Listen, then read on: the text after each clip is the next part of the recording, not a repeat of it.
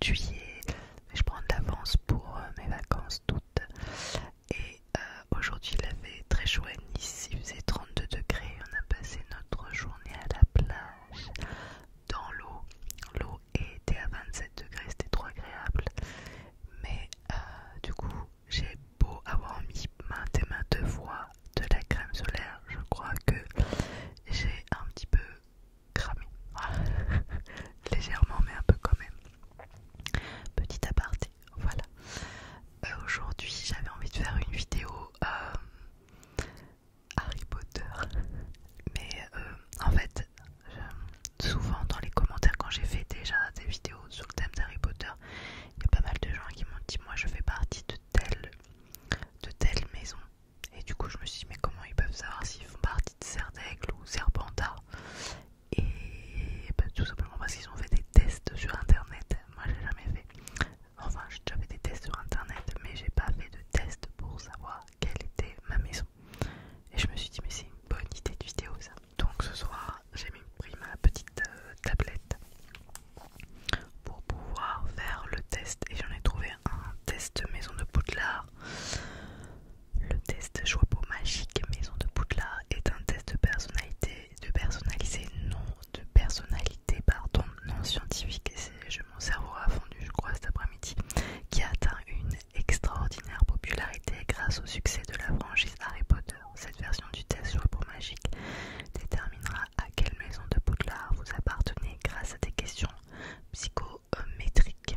Pour chacun des énoncés suivants, indiquez ci-dessous à quel niveau vous êtes d'accord avec ces derniers. Alors il y a 24 questions. Alors qu'est-ce qu'il dit? Pourquoi faire ce test gratuit? Ça c'est bien, c'est un bon prix. Ce test Joie-Peau magique maison Poudlard est en ligne, vous êtes offert gratuitement, vous permettra d'obtenir vos résultats. Quant aux 4 maisons de Poudlard, Gryffondor, Serdaigle, Poufsouffle et Serpentard, basé sur des questions psychométriques certifiées, ce test a été conçu sur la base de questions psychométriques précises, telles que soutenues par les recherches et publiées dans les journaux scientifiques. Contrôle statistique. Les résultats du test sont conservés dans une base de données anonyme. L'analyse statistique du test est réalisée pour assurer une précision et une véracité maximale des résultats. Réalisé avec le soutien de professionnels, ce test a été créé avec l'aide de chercheurs experts de la psychométrie. Ok. On va faire ça. Question 1, il y en a 24. Je montre facilement mon impatience lorsque les autres ne suivent pas le rythme. Bah, bof, je sais pas, non, je suis pas du genre impatiente. Allez, je dis moyen non. Alors, question 2, je n'aime pas les gens qui dévoilent facilement leurs secrets. Je suis moyen d'accord parce que justement, moi j'aime bien pouvoir échanger avec les gens, savoir un petit peu plus, avoir des relations un petit peu en dehors de ah t'as vu il fait beau quoi. Donc voilà, je ne mets pas d'accord du tout. Question 3. Je ne pourrais pas prétendre apprécier quelqu'un uniquement pour avoir quelque chose en retour. Je ne pourrais pas prétendre apprécier quelqu'un uniquement pour avoir quelque chose en retour. Ben non, je n'attends rien. Je n'attends rien des gens. Enfin, je sais pas. L'amitié, elle est pas là pour recevoir quelque chose en retour. L'amitié, c'est magnifique. C'est de l'amour, quoi. On n'a pas besoin d'attendre. Enfin, on n'a pas envie d'être ami avec quelqu'un pour avoir quelque chose en retour. Donc, voilà, ok. Je cherche à me venger lorsqu'on me trahit. Ça, c'est une question un peu à la Serpentard, non? Je cherche à me venger lorsqu'on me trahit. Bah non, pas vraiment. Moi, je suis assez pacifiste. Je vais être Poufsouffle, vous allez voir. Il m'arrive souvent de penser que les gens devraient faire plus d'efforts pour être plus gentils et plus respectueux avec les autres. Totalement d'accord. Je trouve que dans notre société, on est souvent trop égoïste et la plupart des problèmes pourraient être évités si les gens arrêtaient de se regarder le nombril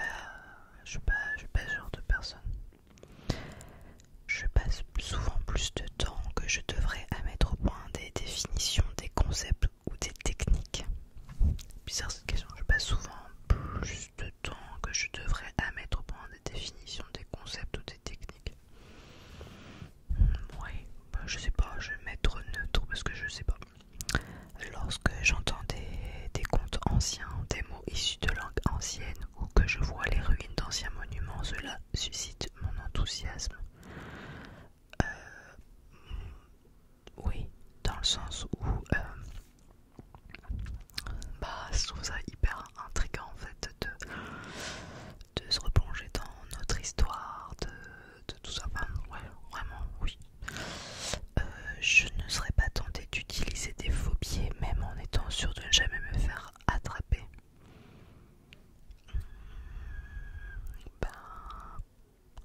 Le problème des faux pieds, c'est je me vois mal aller chez un petit commerçant et d'utiliser des faux pieds parce que voilà, les commerçants ils sont assez compliqués. On voit le nombre de boutiques qui ferment, les enseignes, même les grosses enseignes, il y en a plein qui ferment en ce moment. Enfin, c'est pas pour justement les mettre dans, je veux dire un gros mot, dans la merde, parce que j'ai pas utilisé des vrais sous quoi. Donc non, je ferai pas ça. Ça me viendrait pas à l'idée en fait. Je suis assez honnête en fait comme vie. Question 10 déjà, la question 10, donc on va vite savoir.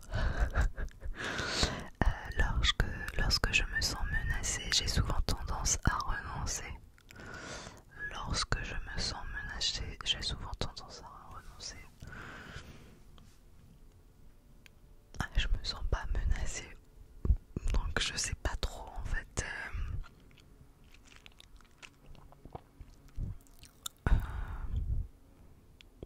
Je sais pas, j'ai jamais été menacée spécialement. Après, je suis pas quelqu'un de. Je peux être un peu peureuse aussi. Mais bon, je peux être aussi entêtée, donc je sais pas. Je vais être moyennement pas d'accord, mais je sais pas. Même si des personnes me trahissent, il est facile pour moi d'oublier et de pardonner. Alors, c'est compliqué parce que les questions, enfin les réponses pour moi sont à nuancer. C'est-à-dire que je suis quelqu'un qui peut très vite oublier pour des futilités. C'est-à-dire que je ne suis pas rancunière dans le sens où une fois que c'est passé, je suis passée à autre chose en fait. Par contre, une trahison, c'est pas juste un petit couac qui est juste un petit peu énervant. Quelqu'un qui m'a trahi,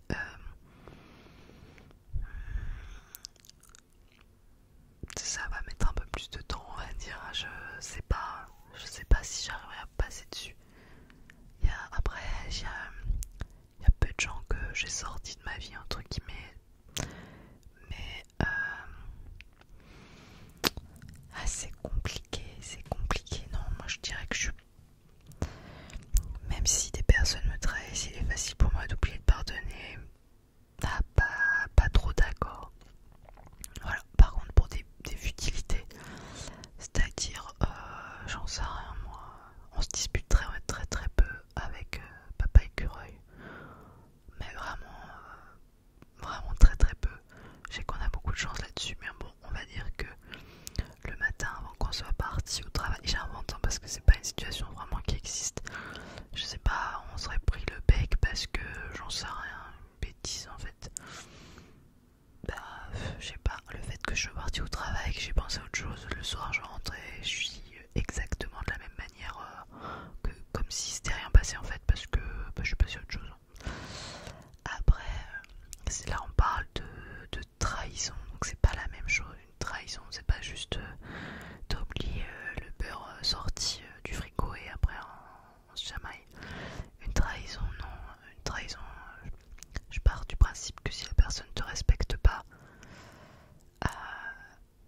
on te trahir une fois, on te retrahira, donc non, je sais pas, non, j'oublierai pas.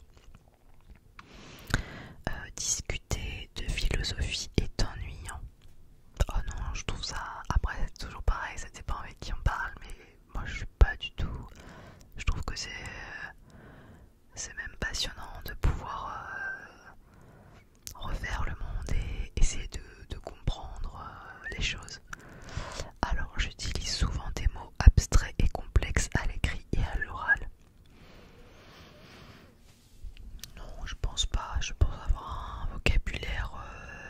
tout ce qu'il y a de plus classique. Je peux faire à l'écrit un peu plus soutenu, parce que j'écris dans un journal. Mais bon, je parle, j'ai un vocabulaire totalement classique quand je parle. Je vais mettre neutre, je suis ni d'accord ni pas d'accord. Je conserve les informations personnelles que je pourrais utiliser. Oh là là, je suis fatiguée. Je conserve les informations personnelles que je pourrais utiliser. Oh, mais elle veut pas passer cette phrase. C'est trop de soleil ce week-end. Je conserve les informations personnelles que je pourrais utiliser ultérieurement pour blesser quelqu'un. Non. Je suis pas pour faire mal. Et puis, non. C'est pas vraiment ma façon d'être. Je préfère être un suiveur que celui qui prend les décisions. Eh bien, c'est compliqué en fait. C'est à nuancer. Je vois par exemple,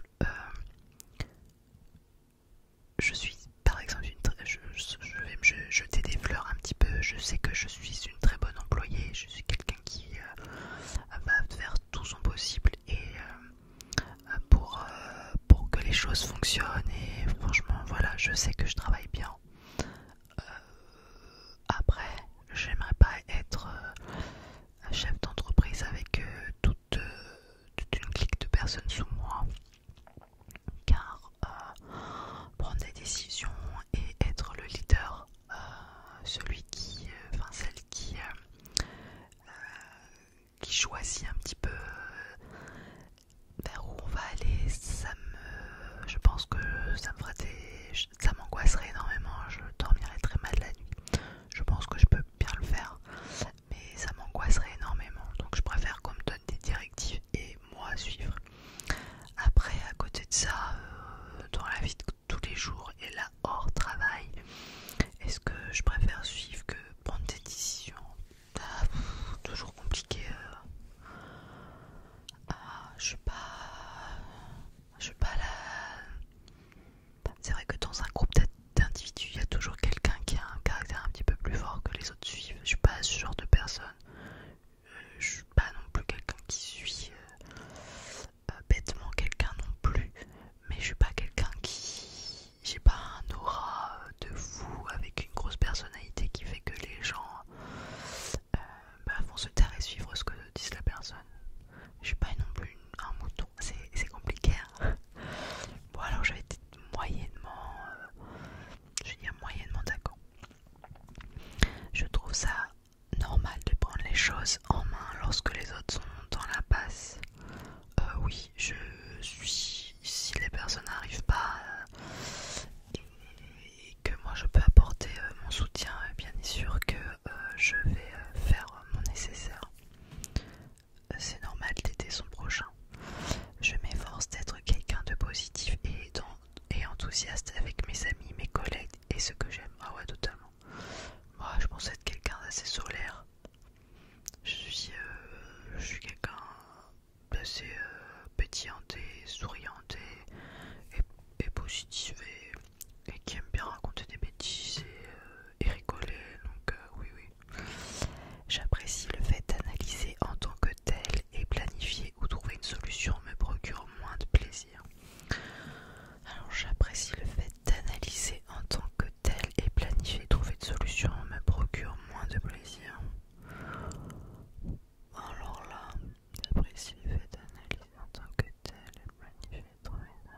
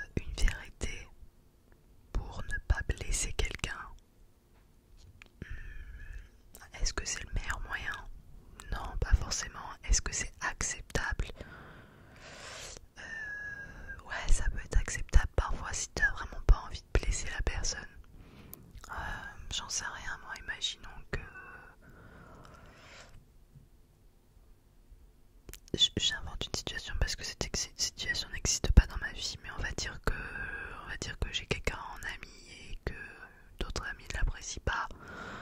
Est-ce que je lui dirais que je l'ai pas vu alors que je l'ai vu pour pas que blesser l'autre personne?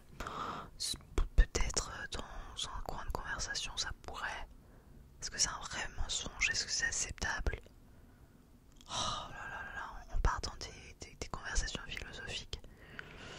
C'est pas bien de mentir, il vaut mieux dire la vérité et voilà. Mais si c'est pour ne pas blesser quelqu'un, c'est tolérable. Si c'est pas tous les jours, quoi, il faut pas que ce soit vraiment une habitude de vie. Mentir acceptable, c'est bien. Allez, je vais dire moyennement d'accord. On arrive déjà sur la dernière question. Attention les amis, les gens me perçoivent comme quelqu'un de gentil et de bien intentionné. Je dirais entièrement d'accord. Et là, on dit, mais non, c'est pas du tout comme ça qu'on te perçoit, Angélique. C'est même tout l'inverse. C'est genre recevoir des commentaires comme ça. Ah, mais non, j'espère que non. Non, parce que je suis vraiment quelqu'un de gentil, hein, vraiment, pour de vrai. Alors, finir.